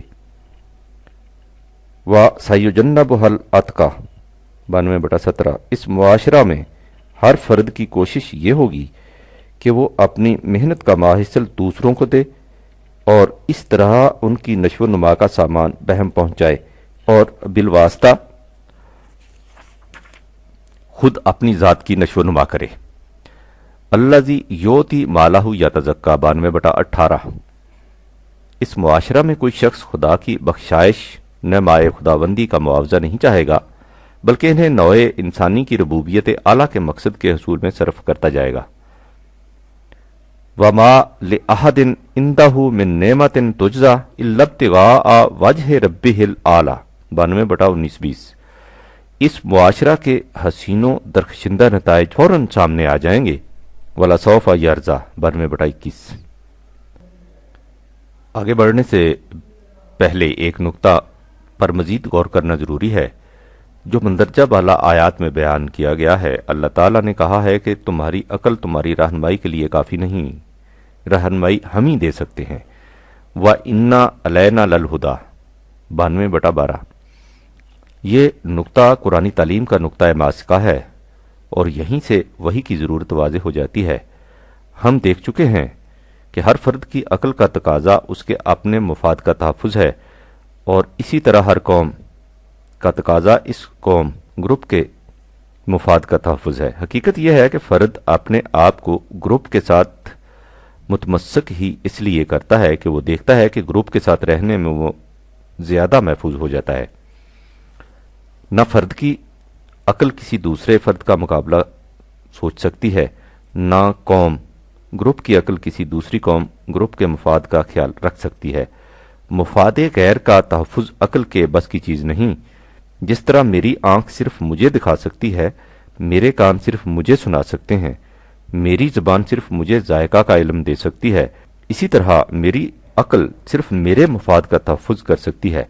لہذا کسی فرد یا افراد کے مجموعہ قوم کی عقل کے بس کی بات نہیں کہ وہ نوع انسانی یعنی اپنے سے باہر دیگر افراد یا اقوام کے مفاد کے لیے کوئی نظام وضع کر سکے۔ اس کے لیے ضروری ہے کہ انسان کو کسی ایسے مقام سے رہنمائی ملے جو انسانی جذبات سے بلند ہو، یعنی وہ سرچشمہ ہدایت یکسر خارجی آبجیکٹو ہونا چاہیے۔ اسے قرآن کی اصطلاح میں وحی کہتے ہیں۔ یہی وجہ ہے کہ قرآن نے کہا ہے کہ اس قسم کا نظام ربوبیت قائم کرنے کے لیے تمہاری عقل کافی نہیں، کیونکہ اس میں تمہارے جذبات کی آمیزش ہوتی ہے۔ یہ رہنمائی ہماری طرف سے ہی مل سکتی ہے۔ انا علینا للہدا 92/12، اور یہ اس لیے کہ تم صرف اپنا اپنا مفاد دیکھ سکتے ہو اور ہم مفاد کلی کو سامنے رکھ سکتے ہیں۔ اقبال کے الفاظ میں عقل خود میں غافل از بہبود غیر، سود خود بیند نہ بیند سود غیر، وہی حق بنیندہ سود ہما، در نگاہش سود و بہبود ہما۔ اب آپ پھر اسی موضوع کو سامنے لائیے جو پیچھے سے چلا آ رہا ہے۔ اس حقیقت کو قرآن نے سورہ روم میں دوسرے انداز میں بیان کیا ہے۔ وہ کہتا ہے کہ قریبی مفاد خواہش اس قدر پیش پا افتادہ اور ابھرے ہوئے ہوتے ہیں کہ لوگ ان کی طرف کشاں کشاں چلے جاتے ہیں اور مستقبل کے مفاد کا تصور ان کی نگاہوں سے اوجھل ہو جاتا ہے۔ یعلمون ظاہرا من الحیات الدنیا وہم عن الآخرات ہم الغافلون 30/7۔ لیکن اگر یہ ذرا بھی غور و فکر سے کام لیں اور اپنے میلانات و قیاسات سے کام لینے کی بجائے علم و تحقیق کی بارگاہ سے پوچھیں تو انہیں وہاں سے یہی جواب ملے گا کہ زندگی کا راز مستقبل کے مفاد کلی کے نظریہ میں ہے، نہ کہ انفرادی مفاد کے پروگرام میں۔ دنیا میں یوں تو علوم و فنون کے سینکڑوں شعبے ہیں، لیکن اگر انہیں سمٹا لیں تو یہ 3 اصولی شاخوں میں بٹ جاتے ہیں۔ علم خواہش یعنی انسان کا اپنے آپ سے متعلق علم، اس میں میڈیسن، فلسفہ اور سائیکالوجی وغیرہ آ جاتے ہیں۔ علم کائنات جس میں سائنس کے تمام شعبے آ جاتے ہیں، اور نوع انسانی کی تاریخ۔ قرآن کہتا ہے کہ علم کے ان تینوں شعبوں میں تحقیق کرو اور پھر دیکھو کہ کارگاہ عالم لینے کے انفرادی نظریہ کے ماتحت چل رہا ہے یا دینے کے عالمگیر اجتماعی نظریہ کے مطابق۔ سب سے پہلے خود انسان کو لیجئے، اولم یتفکروا فی انفسہم، ذرا دیکھو کہ جسم انسانی میں کس طرح ہر عضو اور اس کا ہر حصہ اس کوشش میں لگا ہوا ہے کہ جو کچھ اس کے پاس آئے وہ اسے دوسروں تک پہنچا دے۔ معدہ، جگر، پھیپھڑے، دل، دماغ، شریان، وریدیں، حتیٰ کہ ذرا ذرا سے خلیے، سیلز، سب کے سب دن اور رات اسی کوشش میں سرگرداں ہیں کہ جو کچھ ان کے پاس آئے اس میں اپنی محنت کو شامل کر کے جلد سے جلد دوسروں تک پہنچا دیں۔ یہ نظام اسی نظریے کے ماتحت قائم ہے۔ اگر کبھی مثلا معدہ اس قانون انفاق کی بجائے نظریہ بخل کو اپنا مسلک بنا لے اور جو کچھ اس میں داخل ہوا ہے وہیں روک لے تو دیکھیے یہ ساری مشینری کس طرح جامد ہو جاتی ہے۔ اگر دل ایک ثانیے کے لیے بھی دینے آ کے اصول کو چھوڑ کر خون کو تھام کر بیٹھ جائے تو دیکھیے کس طرح ایک ثانیہ میں موت واقع ہو جاتی ہے۔ اگر کوئی ورید یا شریان ایک ذرہ خون کو آگے پاس نہ کرے تو دیکھیے کس طرح پورا نظام درہم برہم ہو جاتا ہے۔ غور کیجئے کہ جسم کی پرورش اور زندگی کا دار و مدار کس طرح دینے کے نظام پر ہے۔ انسانی جسم سے آگے بڑھو اور خارجی کائنات پر غور کرو، دیکھو وہاں بھی کس طرح یہی نظام انفاق و ایطاء کار فرما ہے۔ زندگی کا دار و مدار حرارت اور روشنی پر ہے۔ دیکھو سورج کس طرح روشنی اور حرارت مسلسل و متواتر دیے چلا جاتا ہے، وہ اس معاملے میں ذرا بھی بخل نہیں برتتا۔ یہی کیفیت دیگر عناصر کائنات کی ہے، ہر ایک دینے اور دوسرے کی ربوبیت کے سامان بہم پہنچانے کی فکر میں سرگرداں ہے۔ اسی نظام کا نتیجہ ہے کہ کائنات میں تعمیری نتائج مرتب ہوتے چلے جاتے ہیں، ورنہ اگر عناصر کائنات میں سے کوئی ایک عنصر ایک لمحہ کے لیے بھی بخل سے کام لے تو یہاں تخریب ہی تخریب رونما ہو جائے۔ وَمَا خَلَقَ اللَّهُ السَّمَاوَاتِ وَالْأَرْضَ وَمَا بَيْنَهُمَا إِلَّا بِالْحَقِّ 30/8۔ اس سے آگے بڑھو تو انسانیت کی تاریخ پر غور کرو۔ جن قوموں نے صرف معاشی زندگی کے انفرادی نظریہ کو سامنے رکھا وہ تباہ و برباد ہو گئیں۔ جب تک کسی قوم میں مفاد عامہ کا تصور اور نظام غالب رہا، وہ قوم زندگی اور اس کی عیش سامانیوں سے متمتع ہوتی چلی گئی۔ جب یہ تصور بدلا، معاشرے میں ناہمواریاں اور مفاد پرستیاں شروع ہو گئیں اور وہ قوم تباہ و برباد ہو گئی۔ اولم یسیروا فی الارض فینظروا کیف کان عاقبۃ الذین من قبلہم 30/9۔ کیا یہ لوگ دنیا میں چل پھر کر نہیں دیکھتے کہ جو قومیں ان سے پہلے گزر چکی ہیں ان کا انجام کیا ہوا؟ انہوں نے ان سے بھی زیادہ قوت و شوکت کا سامان اکٹھا کر رکھا تھا۔ کانوا اشد منہم قوۃ 30/9، اور معاشی وسائل سے بھی خوب نفع اندوز ہوتے تھے۔ وآثاروا الارض 30/9، اس لیے ان کی بستیاں بڑی آباد اور بارونق تھیں۔ وَأَمَرُوهَا أَكْثَرَ مِمَّا أَمَرُوهَا 30/9، لیکن ان کا نظریہ زندگی باطل تھا۔ ان کی طرف خدا کے فرستادگان صحیح نظریہ حیات لے کر آئے، لیکن انہوں نے اپنی روش میں تبدیلی پیدا کرنے سے انکار کر دیا۔ اس کا نتیجہ یہ نکلا کہ ان کا معاشرہ تباہ و برباد ہو گیا۔ وَجَاءَتْهُمْ رُسُلُهُمْ بِالْبَيِّنَاتِ فَمَا كَانَ اللَّهُ لِيَظْلِمَهُمْ وَلَكِنْ كَانُوا أَنفُسَهُمْ يَظْلِمُونَ 30/9۔ اس لیے کہ خدا کا یہ اٹل قانون ہے کہ جو قوم اپنے معاشرہ میں ناہمواریاں پیدا کرتی ہے خود ان کی زندگی میں ناہمواریاں پیدا ہو جاتی ہیں اور اس کا توازن بگڑ جاتا ہے۔ اور چونکہ زندگی کا دار و مدار توازن و اعتدال پر ہے، اس لیے اس عدم توازن سے ان کی زندگی کا شیرازہ بکھر جاتا ہے۔ ثم کان عاقبۃ الذین اساءوا والسوء ان کذبوا بآیات اللہ وکانوا بہا یستہزئون 30/10۔ جب تک اس قسم کا ہلاکت انگیز انقلاب نہیں آتا، ایسا دکھائی دیتا ہے کہ مفاد پرست گروہ کے افراد کم از کم آپس میں ایک دوسرے کے ساتھ ہیں، لیکن جب اس قسم کا جھٹکا آئے جس سے ان کے مفاد کی عمارت متزلزل ہوتی دکھائی دے تو اس وقت یہ حقیقت بے نقاب ہو جاتی ہے کہ یہ لوگ دراصل خود آپس میں بھی ایک دوسرے کے بہی خواہ نہیں تھے۔ وَلَمْ يَكُنْ لَهُم مِّن شُرَكَائِهِمْ شُفَعَاءُ وَكَانُوا بِشُرَكَائِهِمْ كَافِرِينَ 30/13۔ اس وقت سب شریک کار پارٹنرز الگ الگ ہو جاتے ہیں اور کوئی کسی کے ساتھ کھڑا نہیں ہوتا، سب اپنے اپنے مفاد کے تحفظ کی راہوں پر الگ الگ چل نکلتے ہیں۔ وَيَوْمَ تَقُومُ السَّاعَةُ يَوْمَئِذٍ يَتَفَرَّقُونَ 30/14۔ یہ تو تھا ایک نظریہ زندگی، اس کے برعکس جو لوگ خدا کے نظام ربوبیت کو اپنی زندگی کا نصب العین بنائیں اور پھر اس نظام کے قیام و استحکام کے لیے عملی پروگرام پر گامزن ہوں تو ان کے معاشرہ کی کیفیت یوں سمجھیے جیسے کسی پانی کے خوشگوار چشمے کے گرد سدا بہار پھول مہک رہے اور کھیتیاں لہرا رہی ہوں اور وہ ان میں نغمہ بار ہوں۔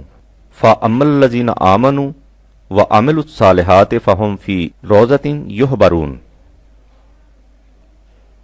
ہم پہلے دیکھ چکے ہیں کہ قرآن دنیاوی زندگی اور اس کی آسائشوں کو بڑی اہمیت دیتا ہے، لیکن وہ کہتا ہے کہ ان کی یہ اہمیت اسی صورت میں ہے جبکہ نظریہ حیات ربوبیت عالمینی تمام نوع انسان کی ربوبیت اور مستقبل کی زندگی انسانی ذات کی نشو ارتقا ہو۔ اگر اس کے خلاف نظریہ زندگی صرف طبعی زندگی کے مفاد کا حصول ہو جائے تو پھر ان معاشی آسائشوں کی کوئی قیمت نہیں رہتی، بلکہ یہ الٹا تباہی کا موجب بن جاتی ہے۔ اس نظریہ کے ماتحت دنیاوی زندگی کی قیمت لہو و لعب سے زیادہ کچھ نہیں رہتی۔ لہو اس جاذبیت کو کہتے ہیں جو انسان کو اس کے مقصد سے غافل کر دے، اور لعب اس پروگرام کو کہتے ہیں جس میں حرکت، موومنٹ تو ہو لیکن اس سے انسان منزل کے قریب نہ پہنچ سکے، جیسے بھنور میں پھنسی ہوئی کشتی کہ وہ ہر وقت حرکت میں تو رہتی ہے لیکن ساحل کے قریب نہیں پہنچتی۔ لہذا طبیعی نظریہ حیات میں زندگی کی جد و جہد انسان کو اس کی منزل مقصود ربوبیت ذات اور حصول حیات جاوداں کی طرف نہیں لے جاتی۔ سورہ حدید میں ہے اعملوا انما الحیات الدنیا لعب و لہو و زینۃ 57/20، یعنی مفاد خواہش کے نظریہ کے ماتحت زندگی کی معاشی جد و جہد بے مقصد حرکت اور منزل سے غافل کر دینے والی جاذبیتوں سے زیادہ کچھ نہیں ہوتی۔ اس سے آگے بڑھیے تو اس جد و جہد کا مقصد یہ رہ جاتا ہے کہ ایک گروہ دوسرے گروہ کے مقابلہ میں بڑا دکھائی دے اور مال و دولت اور جتھا بندی میں ایک دوسرے سے آگے نکل جائے۔ وَتَفَاخُرٌ بَيْنَكُمْ وَتَكَاثُرٌ فِي الْأَمْوَالِ وَالْأَوْلَادِ 57/20۔ فخر کہتے ہیں ایسے باغ کو جو دکھائی تو دے بہت بڑا لیکن اس میں دودھ بالکل نہ ہو، اور اگر دودھ بہت کم ہو تو اسے غرور کہتے ہیں۔ لیکن اگر اس نہج زندگی کے معاشی فوائد پر خوش ہونا ایسا ہی ہے جیسے کوئی کسان ایسی رویدگی پر خوش ہو جائے جو بارش کے ہلکے سے چھینٹے سے یوں ہی اگائے اور اس کی جڑیں اوپر ہی اوپر ہوں، کمثل غیث اعجب الکفار نباتہ 57/20۔ اس قسم کی کھیتی زندگی قید دن کی ہوتی ہے، ذرا دھوپ پڑی اور مرجھا گئی اور خشک ہو کر ریزہ ریزہ ہو گئی، ثم یہیج فتراہ مصفرن ثم یکون حطاما 57/20۔ ایسی کھیتی پر آس لگا کر بیٹھنے کا انجام معلوم ہے، اس کا مستقبل دردناک اور عبرت انگیز عذاب کے سوا اور کیا ہوگا۔ وفی الآخرات عذاب شدید 57/20۔ اس قسم کی مایوسیوں سے بچنے کا ایک ہی طریقہ ہے، انسان اپنی محنت کو خدا کے قانون کے ساتھ ہم آہنگ کر دے۔ وَمَغْفِرَةٌ مِّنَ اللَّهِ رِضْوَانٌ 57/20۔ اگر ایسا نہ کیا جائے اور زندگی کا مقصد محض طبیعی مفاد خوش رکھا جائے تو جیسا کہ کہا جا چکا ہے اس روش کا ماحصل ایسی متاع ہے جو صرف دیکھنے میں بڑی نظر آتی ہے، حقیقت میں کچھ نہیں۔ وَمَا الْحَيَاةُ الدُّنْيَا إِلَّا مَتَاعُ الْغُرُورِ۔ اس کے بعد قرآن کہتا ہے کہ ہم جانتے ہیں کہ ایک دوسرے سے بڑھ جانے کا جذبہ تمہارے دل کی گہرائیوں میں جاگزیں ہے۔ ہم اس جذبہ کو کچلنا نہیں چاہتے اس لیے کہ اس میں استحکام خودی کا راز پوشیدہ ہے، لیکن ہم اس کے لیے میدان دوسرا تجویز کرتے ہیں۔ ایک دوسرے سے آگے بڑھنا چاہتے ہو تو اس نظام کے قیام کی کوشش میں آگے بڑھو جو ربوبیت عامہ کی بنا پر تمام انسانیت کی حفاظت کا سامان بہم پہنچائے۔ سابقوا الی مغفرۃ من ربکم 57/21۔ اور اس طرح وہ جنت تمہارے سامنے مشہود ہو جائے جو زمان و مکان کی حدود سے ماوراء ہے۔ وَجَنَّةٍ عَرْضُهَا كَعَرْضِ السَّمَاءِ وَالْأَرْضِ 57/21۔ اور جو اس نظام کا عملی نتیجہ ہوتی ہے جو خدا کے بھیجے ہوئے قانون کے ذریعے متشکل ہوتا ہے۔ اُعِدَّتْ لِلَّذِينَ آمَنُوا بِاللَّهِ وَرُسُلِهِ 57/21۔ اس قسم کی معاشی خوشحالیاں کسی خاص گروہ کے ساتھ مخصوص نہیں بلکہ ہر اس قوم کو مل سکتی ہیں جو خدا کے قانون کے مطابق اسے حاصل کرنے کی کوشش کرے۔ ذالک فضل اللہ یؤتیہ من یشاء 57/21۔ اسی لیے کہ اللہ کا قانون وہ اصل و بنیاد ہے جس پر حقیقی معاشی خوشحالیوں کی ساری عمارت استوار ہوتی ہے۔ واللہ ذو الفضل العظیم 57/21۔ دنیاوی زندگی کے کھیل تماشا اور اخروی زندگی کے فی الحقیقت زندگی ہونے کے متعلق ایک اور زاویہ نگاہ سے بھی غور کیجیے۔ ہم دیکھ چکے ہیں کہ انسان کی طبعی زندگی کا دار و مدار طبعی سامان جیست پر ہے۔ لیکن انسان کی ذات کی نشو و نما ان مستقل اقدار کے تحفظ سے ہوتی ہے جو وحی کی روح سے ملتی ہیں۔ جب تک طبعی سامان زیست کے حصول اور مستقل اقدار میں تصادم کلیش نہیں ہوتا، اس باب میں کوئی دشواری پیش نہیں آتی۔ لیکن سوال یہ ہے کہ جب ان دونوں میں ٹکراؤ ہو تو اس وقت کیا کرنا چاہیے؟ قرآن کہتا ہے کہ اس وقت مستقل اقدار کے تحفظ کے لیے طبعی مفاد کو قربان کر دینا چاہیے، اس لیے کہ طبعی مفاد کے مقابلہ میں مستقل اقدار کی قیمت بہت زیادہ ہے، اور مستقل اقدار کے مقابلہ میں طبعی مفاد ہیچ ہیں، خواہ دنیاوی نقطۂ نگاہ سے ان کی قیمت کتنی ہی بڑی کیوں نہ ہو۔ قرآن کریم نے جہاں جہاں دنیاوی زندگی اور اس کے ساز و سامان کو ہیچ قرار دیا ہے، اس سے مطلب یہی ہے، یہ نہیں کہ دنیاوی زندگی اور اس کا ساز و سامان بہرحال ہیچ اور قابل نفرت ہے۔ اس نقطہ کو سمجھ لینے سے ان تمام مقامات کا صحیح مطلب واضح ہو جاتا ہے۔ اس وضاحت کے بعد آگے بڑھیے۔ قرآن کہتا ہے کہ ہم نے جو یہ کہا ہے کہ وہ معاشرہ جو طبعی زندگی کے انفرادی مفاد خواہش کے نظریہ پر قائم ہوگا تباہ و برباد ہو جائے گا، اور جس نظام کی بنیادیں نوع انسانی کے مفاد کلی پر ہوں گی، جس سے انسانی ذات کی نشو و نما ہوتی ہے، وہی انسانیت کی ربوبیت کا ضامن اور انسانی ذات کی نشو و ارتقاء کا کفیل ہوگا۔ تو یہ دعویٰ ایک عظیم الشان حقیقت پر مبنی ہے، اور وہ حقیقت یہ ہے کہ تمام کائنات میں ایک ہی قانون کار فرما ہے۔ اس لیے یہ ہو نہیں سکتا کہ تم اپنے معاشی کاروبار کو کائناتی قانون سے الگ کر کے کامیاب ہو جاؤ۔ جو معاشرہ اپنے معاشی معاملات کے لیے الگ قاعدے مقرر کرے اور انہیں اخلاقی دنیا کے کائناتی قوانین کے ساتھ ہم آہنگ نہ رکھے، تو اس کا انجام تباہی کے سوا کچھ نہیں ہوگا۔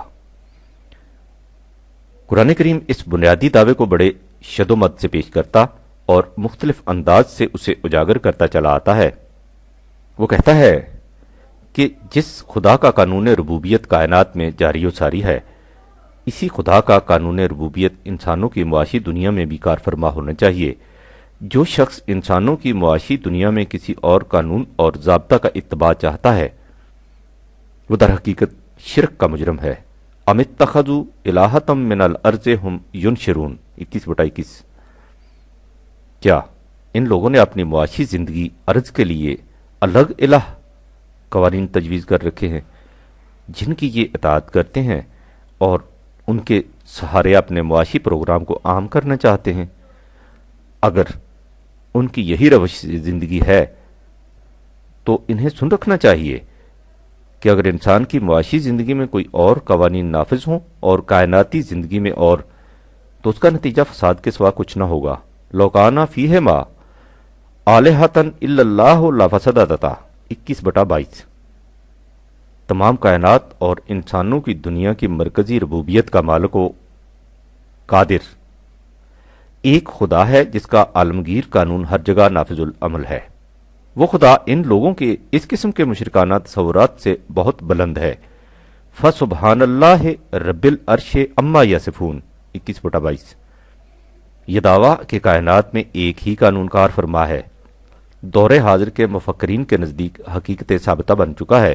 اس باب میں ہینس ریسٹ لکھتا ہے، یہ نظریہ کہ تمام کائنات ایک منظم وحدت ہے، وحدت نظم، منظم آف آرڈر کی اصطلاح سے تعبیر کیا جاتا ہے۔ وحدت نظم کا یہ تصور کائنات کے متعلق دیگر تمام تصورات کو منسوخ کر دیتا ہے۔ اس کی روح سے کائنات کے مختلف شعبوں میں الگ الگ نظام باقی نہیں رہتے، تمام کی تمام کائنات وحدت نظم کی مظہر بن جاتی ہے۔ اس وحدت نظم کے پیش نظر قوانین فطرت کے تصور میں بھی تبدیلی ضروری ہو جاتی ہے، کیونکہ اس صورت میں فطرت میں متعدد قوانین نہیں بلکہ ایک ہی قانون کار فرما نظر آئے گا۔ ایک اور ممتاز سائنسدان اس باب میں لکھتا ہے، جوں جوں ہم عناصر اور ان کے مرکبات کے متعلق قوانین کا مطالعہ کرتے ہیں، یہ حقیقت اور بھی واضح ہو جاتی ہے کہ ساری کائنات میں ایک ہی قانون نافذ العمل ہے۔ لہٰذا یہ تصور کہ کائناتی زندگی میں اور قانون کار فرما ہے اور انسان کی معاشی زندگی کسی اور قانون کے تابع ہونی چاہیے، یکسر باطل ہے۔ قرآن کہتا ہے کہ اس قسم کا تصور رکھنے والے لوگ صرف وہی نہیں جو خدا کی ہستی کے منکر ایتھیسسٹ ہیں، ان میں وہ لوگ بھی شامل ہیں جو یہ تو مانتے ہیں کہ کائنات میں خدا کا قانون نافذ ہے، لیکن اپنی معاشی زندگی کو اپنے خود ساختہ قوانین کے تابع رکھتے ہیں۔ سورہ عنکبوت میں ہے کہ اگر ان لوگوں سے پوچھو کہ کائنات کو کس نے پیدا کیا ہے اور چاند اور سورج کس کے قانون کے تابع مصروف خرام ہیں، تو یہ کہہ دیں گے کہ یہ سب کچھ اللہ کے قانون کے مطابق ہو رہا ہے۔ 29/61۔ اس کے بعد وہ کہتا ہے کہ جب یہ لوگ اس حقیقت کو تسلیم کرتے ہیں تو ان سے پوچھو کہ تم انسان کی معاشی زندگی کے لیے قوانین کی تلاش میں کسی دوسری طرف کیوں جاتے ہو، وہاں بھی اسی کا قانون کیوں نہیں تسلیم کرتے۔ 69/62۔ اس سے اگلی آیت میں ہے کہ اگر ان سے پوچھو کہ بارش کس کے قانون کے مطابق برستی ہے اور زمین سے کھیتی کس نظام کے ماتحت اگتی ہے، تو یہ کہہ دیں گے کہ اللہ کے۔ 29/63۔ اس کے بعد وہ کہتا ہے کہ جب یہ لوگ اس حقیقت کو بھی تسلیم کرتے ہیں تو ان سے پوچھو کہ تم انسان کی معاشی دنیا میں انسان کا خود ساختہ نظریہ حیات، جس میں ہر فرد اپنے ہی مفاد کو پیش نظر رکھتا ہے، کیوں جاری کرنا چاہتے ہو، اور اس نظریہ پر کیوں عمل پیرا نہیں ہوتے جس کی روح سے انسانیت کا مفاد کلی اور انسان کے مستقبل کی زندگی کی کامرانیاں مقصود و منطوق بنتی ہیں۔ وہ کہتا ہے کہ خدا کو ماننا ہے تو اس کا طریقہ یہ ہے کہ جن مستقل اقدار پرماننٹ ویلیوز کی مظہر اس کی صفات اسماء ہیں، ان سب اقدار کو بنیادی اور اٹل تسلیم کیا جائے، اسی سے تمہاری ذات اور معاشرہ کے اندر حسن و نظم قائم رہ سکتا ہے۔ یہ انداز غلط ہے کہ اس کی بعض صفات کو آگے بڑھا دیا جائے اور دوسری صفات کو پیچھے ہٹا دیا جائے، یہ الحاد ہے۔ الحاد کے معنی ہے ایک طرف ہٹ جانا، جس طرح لحد ایک طرف ہٹا کر بنائی جاتی ہے۔ چنانچہ سورہ آراف میں ہے وَلِلَّهِ الْأَسْمَاءُ الْحُسْنَى فَادْعُوهُ بِهَا وَذَرُوا الَّذِينَ يُلْحِدُونَ فِي أَسْمَائِهِ سَيُجْزَوْنَ مَا كَانُوا يَعْمَلُونَ۔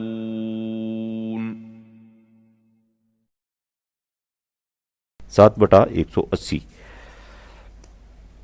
صفات خداوندی میں حسن کارانہ توازن ہے، اس لیے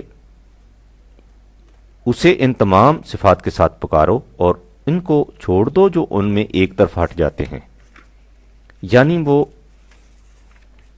عالم آفاق میں خدا کے قانون کو تسلیم کرتے ہیں لیکن عالم انسانیت میں دوسرے قوانین کی طرف جھک جاتے ہیں، یا انسان کی دنیا میں بعض شعبوں میں خدا کے قانون کو آگے رکھتے ہیں اور دوسرے شعبوں میں اس سے الگ ہو جاتے ہیں۔ جو لوگ معاشی دنیا میں خدا کے قانون کی جگہ اپنے قوانین کو نافذ کرنا چاہتے ہیں، انہیں سمجھ لینا چاہیے کہ مفاد خواہش کے نظریہ کے ماتحت دنیاوی زیست کا ساز و سامان لہو و لعب سے زیادہ حقیقت نہیں رکھتا۔ حقیقی زندگی اسی نظریہ سے حاصل ہوتی ہے جس میں نگاہ مستقبل اور پوری انسانیت پر رہے۔ وَهَٰذِهِ الْحَيَاةُ الدُّنْيَا إِلَّا لَهْوٌ وَلَعِبٌ وَإِنَّ الدَّارَ الْآخِرَةَ لَهِيَ الْحَيَوَانُ لَوْ كَانُوا يَعْلَمُونَ۔ 29/24۔ لہذا صحیح روش زندگی یہ ہے کہ جس خدا کا قانون کائنات میں کار فرما ہے، اسی خدا کا قانون انسان کی معاشی اور عمرانی زندگی میں کار فرما رہے۔ وَهُوَ الَّذِي فِي السَّمَاءِ إِلَٰهٌ وَفِي الْأَرْضِ إِلَٰهٌ وَهُوَ الْحَكِيمُ الْعَلِيمُ۔ 43/84۔ یہ انسان کی کوتاہ نگہی ہے جو یہ سمجھتا ہے کہ کائنات ایک بے جان مشینری ہے، اس لیے اسے تو کسی اور یعنی خدا کے قوانین کے تابع رہنا چاہیے، لیکن میں صاحب اختیار و ارادہ ہوں، اس لیے میری معاشی زندگی پر کائناتی قوانین کیوں نافذ ہوں۔ یہ اس کی غلط بینی ہے۔ قرآن کہتا ہے کہ خدا کے جس قانون تخلیق فطرت اللہ کے مطابق باقی کائنات وجود میں آئی ہے، اسی قانون کے مطابق انسان کو بھی پیدا کیا گیا ہے۔ 30/30۔ اوسپینسکی کے الفاظ میں یہ ناممکن ہے کہ ہم انسان کا مطالعہ کیے بغیر کائنات کا مطالعہ کر سکیں، اس کے ساتھ ہی یہ بھی ناممکن ہے کہ ہم انسان کا مطالعہ کائنات کے مطالعہ کیے بغیر کر سکیں۔ انسان تو کائنات کا عکس ہے اس کی تخلیق انہی قوانین کی روح سے عمل میں آئی ہے جن قوانین کی روح سے کائنات کی تخلیق عمل میں آئی ہے، لہٰذا یہ اپنی ذات کے مطالعہ سے کائنات کا مطالعہ کر سکتا ہے، یعنی ان تمام قوانین کا مطالعہ جن کے تحت سلسلہ کائنات چل رہا ہے، اس کے ساتھ ہی یہ کائنات اور اس کے قوانین کا مطالعہ کر لے گا جن کے تابع اس کی اپنی زندگی بسر ہونی چاہیے، یعنی انسان کی تخلیق انہی قوانین کے مطابق عمل میں آئی ہے جن کے مطابق کائنات کی تخلیق ہوئی ہے۔ اللہ کے قانون تخلیق میں کوئی تبدیلی نہیں ہوتی، یہ ایک محکم بنیادی اور توازن بدوش نظام ہے، لیکن اس کی کناہ و حقیقت صرف علم کی روح سے سمجھ میں آ سکتی ہے۔ فطرت اللہ التی نظر الناس علیہا لا تبدیل لخلق اللہ ذالک الدین القیم ولکن اکثر الناس لا یعلمون۔ اگر تم غور کرو تو یہ حقیقت نکھر کر سامنے آ جائے گی کہ کائنات کے نظام کو قائم رکھنا انسانی تخلیق کے مقابلے میں بڑا کام ہے۔ لا خلق السماوات والارض اکبر من خلق الناس ولکن اکثر الناس لا یعلمون۔ اس لیے یہ سمجھنا غلطی ہے کہ اس قدر عظیم اور محیر العقول کارگاہ کائنات تو خدا کے قانون کی گرفت میں ہے، لیکن انسان اپنی دنیا میں اپنے خود ساختہ قانون کو نافذ کر لے اور اس کے بعد توقع یہ رکھے کہ اس سے وہی نتائج مرتب ہو جائیں جو کائنات میں مرتب ہو رہے ہیں، یہ خیال خام ہے۔ قرآن واضح الفاظ میں کہتا ہے کہ جو لوگ نظام ربوبیت کو اپنی زندگی کا نصب العین بنائیں اور اس کے بعد ایسا پروگرام مرتب کریں جو انسانوں میں ہمواریاں پیدا کرنے کا موجب ہو، اور ان کے برعکس وہ لوگ جو معاشرہ میں ناہمواریاں پیدا کریں، تو ان دونوں کی زندگی کبھی ایک جیسی نہیں ہو سکتی، جس طرح ایک اندھے اور دیکھنے والے کی زندگی ایک جیسی نہیں ہو سکتی۔ وما یستوی الاعمی والبصیر والذین آمنوا وعملوا الصالحات والمسیح 40/58۔ اگر تم اور نہیں تو کم از کم انسانی تاریخ ہی کو سامنے رکھو تو یہ حقیقت تم پر واشگاف ہو جائے گی، لیکن اگر تم اتنا بھی نہیں کرتے، قلیلم ما تذکرون 40/58۔ اگر تم انسانی تاریخ کا مطالعہ کرو تو تم دیکھو گے کہ جن قوموں نے قانون خداوندی سے سرکشی برتی اور ایسے پروگرام بنائے جن سے معاشرہ میں ناہمواریاں پیدا ہو گئیں، تو ان کی ان تدبیروں کا وبال خود ان کے اوپر آ پڑا۔ استکبارن فی الارض و مکر السیئ ولا یحیق مکر السیئ الا باہلہ 35/43۔ یہ خدا کا کائناتی قانون ہے، یہ سنت اللہ ہے، اور سنت اللہ خدا کے قانون میں نہ کبھی تبدیلی ہوتی ہے اور نہ ہی وہ کبھی اپنی سمت بدلا کرتا ہے۔ وَلَن تَجِدَ لِسُنَّتِ اللَّهِ تَحْوِیلًا 35/43۔ لہذا انسان اپنے خود ساختہ معاشی نظام کی روح سے کبھی کامیاب نہیں ہو سکتا۔ کامیابی کا راز خدا کے اس قانون کی اتباع میں ہے جس میں حال اور مستقبل، فرد اور نوع انسان سب کی خوشگواریوں کا لحاظ رکھا گیا ہے۔ ام للانسان ما تمنا فللہ الآخرۃ والاولی 53/24-25۔ لہذا جو لوگ پیش پا افتادہ مفاد عاجلہ ہی کو سامنے رکھتے ہیں اور مستقبل کا خیال چھوڑ دیتے ہیں، وہ کس طرح کامیاب ہو سکتے ہیں؟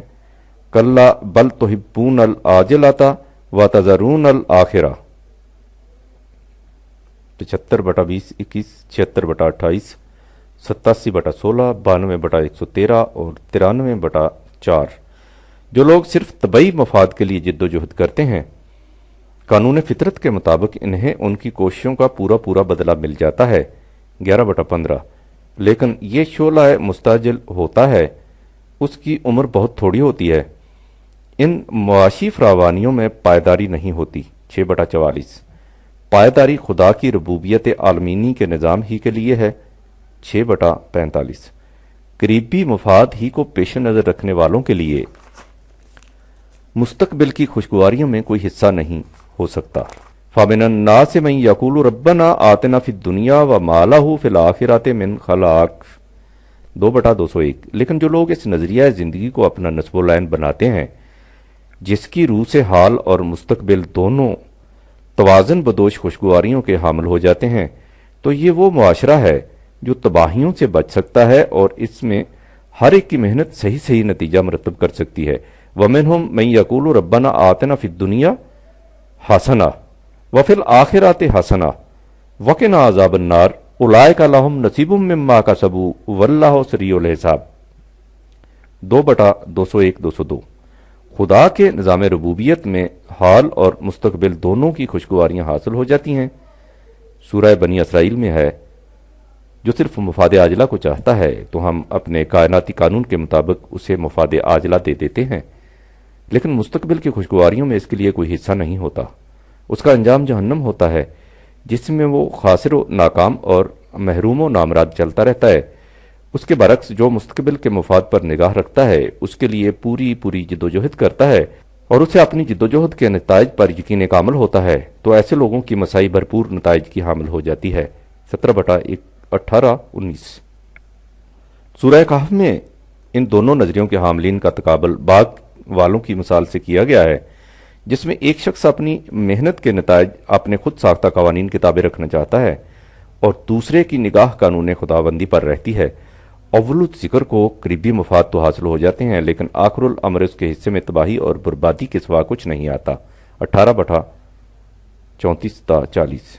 اس طرح سورہ یونس میں کھیتی کی مثال سے بتایا کہ جو لوگ سمجھتے ہیں کہ کھیتی پیدا تو خدا کے قانون کے مطابق ہوتی ہے، لیکن اس کے مصرف کے لیے ان کے اپنے فیصلوں سے بلند و بالا کوئی قانون نہیں، تو ان کھیتوں کا ایسا حشر ہو جاتا ہے کہ کوئی شخص انہیں دیکھ کر نہیں کہہ سکتا کہ ابھی کل تک ان میں کھیتی لہلہاتی تھی۔ 10/24۔ اس تقابل کے بعد وہ کہتا ہے کہ انجام کار کی سلامتی صرف خدا کے قانون ربوبیت عامہ کے مطابق ہی مل سکتی ہے۔ واللہ یدعو الی دار السلام 10/25۔ اسی لیے وہ بار بار کہتا ہے کہ صحیح نشو و نما کا سامان حال اور مستقبل دونوں کی ہم آہنگی ہی سے مل سکتا ہے۔